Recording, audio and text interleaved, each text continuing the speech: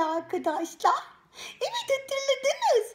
Hece ağzımızdan bir defada çıkardığımız seslerin tamamıydı. Benim ağzım yok ki. Bakın, benim ağzım yok sevgili arkadaşlar. Var ama yok. Evet. İşte bu yüzden bana yardımcı olması için sevgili arkadaşım Ağzı yanımıza çağırmak istiyorum.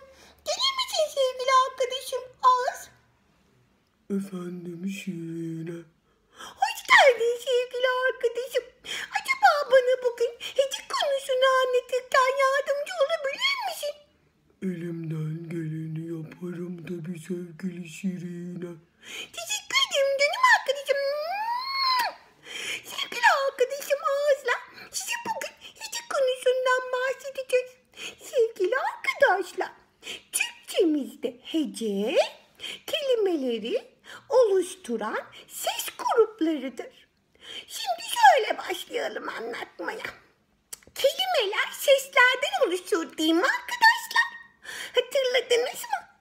Önce sesini öğrenmiştik. Sonra da sesini. Sonra birleştirmiştik ve l yapmıştık. İşte l bir hecedir. Çünkü ağzımızdan bir defa da çıkar. Sen orada ne yapıyorsun Ağız? Kafanı kaldır kafanı. Tamam. Evet, şimdi Ağız bize yapsın. La. Evet sevgili Ağız, teşekkür ederim. Sevgili Ağız, bize bir de der misin? Gördünüz mü sevgili arkadaşlar? Derken de, derken de ağzımız açılıyor.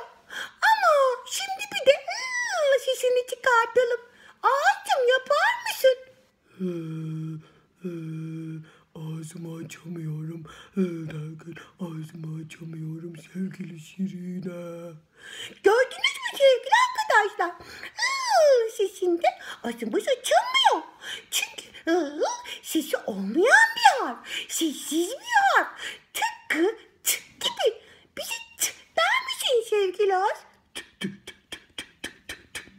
Ağzım açılmıyor sevgili Şirine. Gördünüz mü sevgili arkadaşlar? Derken, t derken, derken sesimiz açılmıyor. Ama öyle mi canım? Öyle mi? Değil tabii ki. Sevgili Ağız, der misin bize lütfen? Teşekkür ederim. Der misin? Ağzımı açabiliyorum. Peki iyi der misin? Bir de o der misin? Gördünüz mü sevgili arkadaşlar? O ve derken ağzımızı sonuna kadar açabiliyoruz. Bu harfler ağzımızdan bir defada çıkıyor. İşte bu harfler hem birer sestir hem de birer hecedir çünkü. Mesela gördünüz mü sevgili arkadaşlar? Derken ağzımızı iki defa açıyoruz. Çünkü içinde iki tane hece var.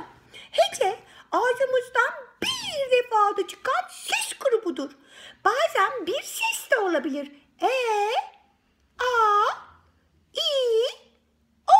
O gibi sesler birer hecedir. Biz bunlara sesi olan sesli sesler diyoruz. Hadi Ağzı bir daha yapalım.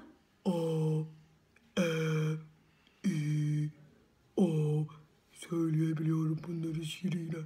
Harikasın sevgili Ağız. Şimdi bir de sesi olmayan harfleri hatırlayalım.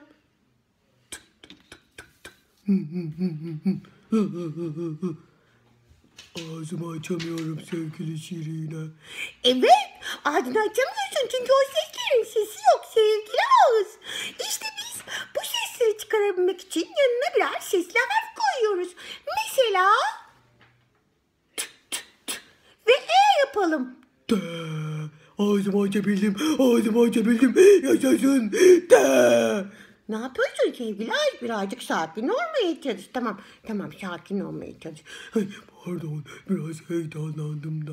Şimdi sevgili Ağız, bir de bize ve e'yi birleştirir misin lütfen? La. Şimdi bize ve a'yı birleştirir misin? Na. Evet, evet. Demek ki biz sessiz harflerle sesli harfleri birleştirerek ne yapabiliyoruz? Heceler oluşturabiliyoruz. Hadi baştan başlayalım. Ağacım birazcık kenarda durmanı rica edeceğim. Hadi bakalım harflerimizi hatırlayalım. Hangi harflerimiz var? A, E, İ ve O. Bunlar hem birer sesli harf hem de birer hecedir. Bir de sessizlerimize bakalım. Çıkmıyor sesi. Çıkmıyor. Sesi çıkmıyor.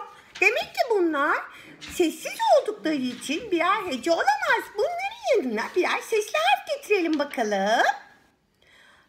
Au, işte ses ve hece. At, işte birer hece. El, işte bir hece. Ne, işte bir hece. Çi, işte bu da bir hece.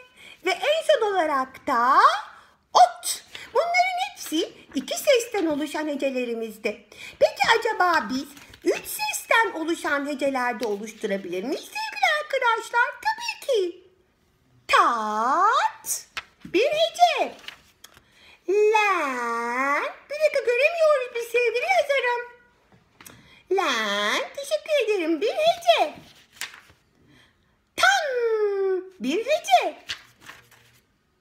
Nal, bir hece. Tel, bir hece. Ama dikkat ederseniz sevgili arkadaşlar, tel hem bir hece hem de bir sözcük.